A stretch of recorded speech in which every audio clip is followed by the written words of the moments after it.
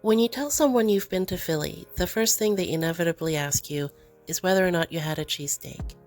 While I didn't have one on this last trip, I did have some really good meals at Reading Terminal Market. If you've never been there, RTM is a great place for tourists to wander. It's an indoor marketplace with lots of options for food, produce, and other items.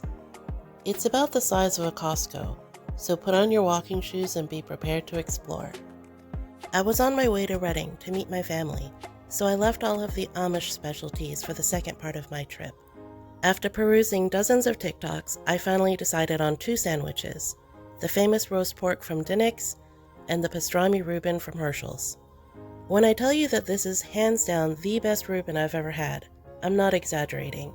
The meat was so incredibly tender and flavorful, you really just have to experience it yourself. The best part is, they cut it for you fresh, right in front of you, and pile it on your sandwich. And if pastrami isn't your thing, you can have any hand-carved meat made into a Reuben. It's right on the menu. Another great thing about Herschel's is that they have a lunch counter on the other side. So once you get your sandwich, you can take it and enjoy it in peace. Now, full disclosure, I didn't know how big the sandwich would be, so before I got it, I got some poutine from Fox & Son. It's right around the corner from Herschel's, and I couldn't resist when I saw poutine on the menu. Just look at these fries.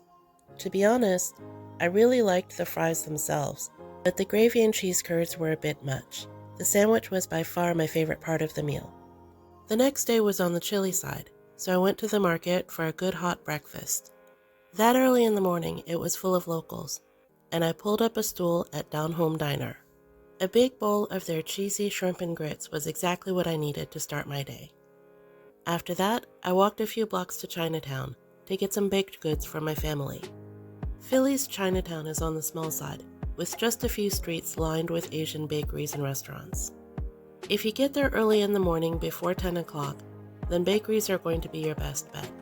I picked up a little bit of everything, some baked and steamed barbecue pork buns, some egg custard tarts, and some sesame balls. A whole bag of goodies was just under $30. Chinatown is a really great bargain. After that, I headed back to the hotel to drop off my purchases and wait for a museum to open. A few hours later, I ended up back at Reading Terminal Market for a quick snack.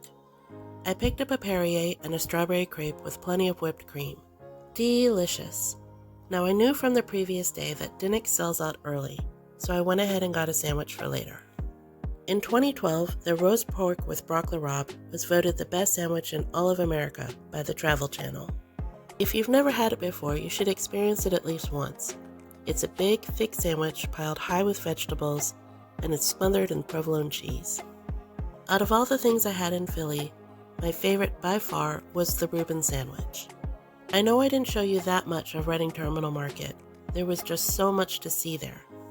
It's a great place to go with a crowd because everybody's likely to find something that they like. In the next videos in this series, I'll show you more of what I did in Philly and also what I ate in Amish country.